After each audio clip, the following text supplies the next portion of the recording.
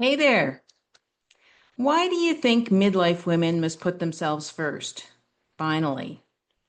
If you've spent decades caring for everyone else, your career, your children, your partner, your aging parents, and now you feel guilty even thinking about your own needs, this message is for you.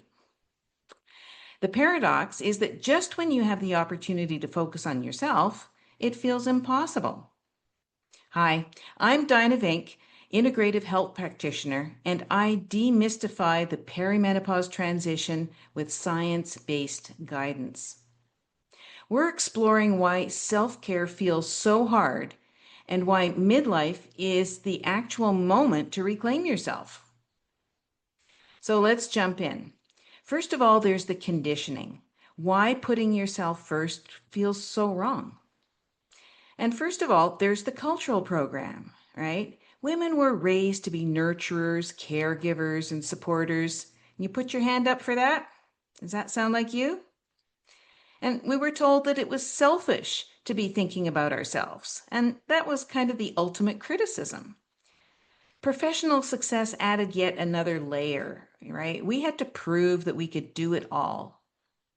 And well, we've had decades of practice doing this. In our 20s and 30s, we were building a career and providing for ourselves. In the 30s and 40s, there's the career demands are just peaking. We have children to raise. Maybe there are also aging parents to think about. And then, of course, there's that muscle memory of saying yes to everyone, right? And our needs just somehow always tumble to the bottom of that list. Does that sound familiar? And as if that wasn't selfish enough, there's also the guilt complex. So, why is it that taking time for yourself triggers guilt? After all, you think about meditation, painting class, getting some extra sleep. Oh no, we can't do that because there's this false belief neglecting others. And high achievers really struggle with this. And the reason is because juggling gets harder as some of the challenges of perimenopause come into the picture. But perimenopause is the biological reality. Your body is demanding attention. And perimenopause, it's that wake up call. Your body literally won't let you ignore it anymore. There's brain fog, fatigue, mood changes, muscle soreness, changes in anxiety, more demands, juggling, making decisions. These are all biological signals. And of course, the cruel timing is that these symptoms hit when we're at the peak of our careers. Now, there's the non negotiable truth that you cannot pour from an empty cup, right? So, declining health doesn't just affect you, it affects everyone that depends on you. So let's think about the oxygen mask principle. You know how that works, where you're in the plane and they're giving you the safety instructions before you take off, and they always say you must first put your own oxygen mask on before you turn to help others. And that's exactly the same analogy that we're using here. Let's talk about the investment mindset. Taking care of yourself is not selfish, it's strategic. And it's strategic because you're acknowledging these biochemical changes. Maintaining your health ensures that you can continue nurturing others and also reclaim some of the self that maybe you don't even remember very well. And the alternative, of course, let's not forget the alternative. The alternative is burnout. It's chronic illness, it's feeling awful all the time, and it may mean a forced retirement. So that is definitely not where we want to go. So the opportunity is now. This is your time.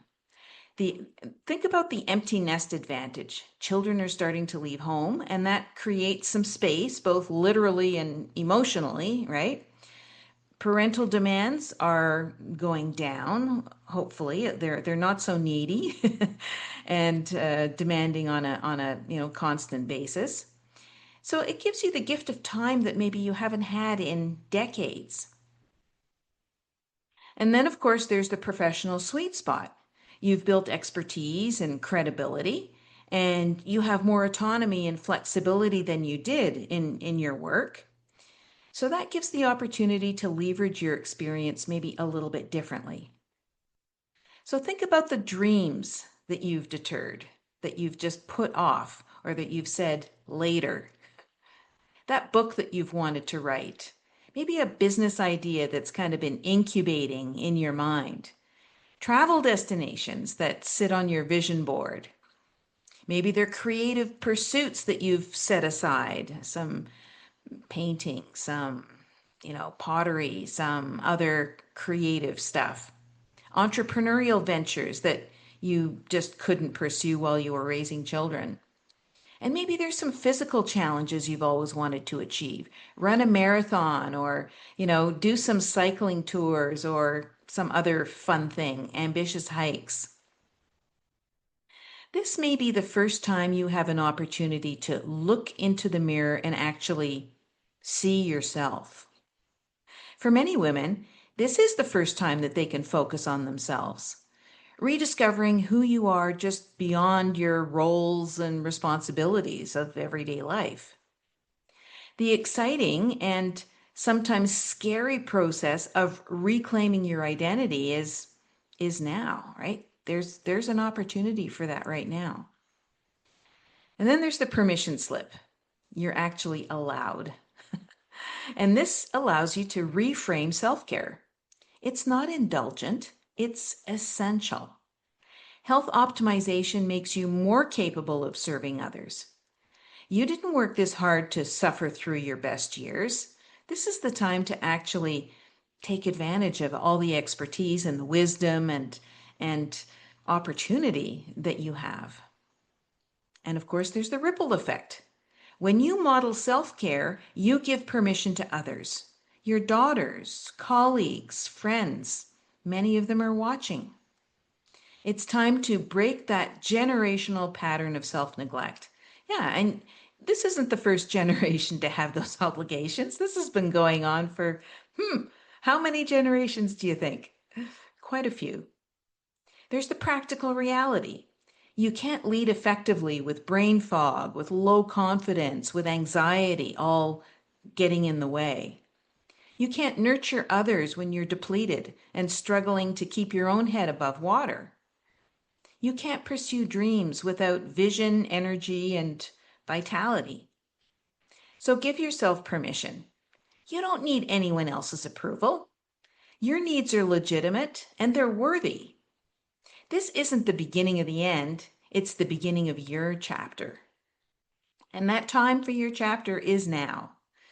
Waiting for the right time, well, face it, it means never. Your health won't improve by ignoring it either, or believing that your lab tests are normal, so there's nothing to do about it. The dreams won't pursue themselves.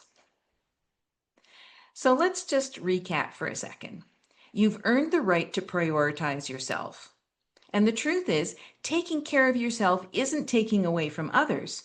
It's ensuring that you actually have something to give, replenishing that cup. The season of life is your opportunity to finally shift this lens onto yourself. And the question isn't whether you deserve this, it's whether you're ready to claim it. So if you're ready to stop putting yourself last and start reclaiming your energy, your clarity, your vitality, book a discovery call. Let's identify what's really holding you back and create your personalized roadmap to optimal health and the life that you've been dreaming about. This is your time. You just have to give yourself permission to take it. Find the booking link in the notes below. If this video resonated with you, please like and subscribe for more content about the real causes of midlife health issues.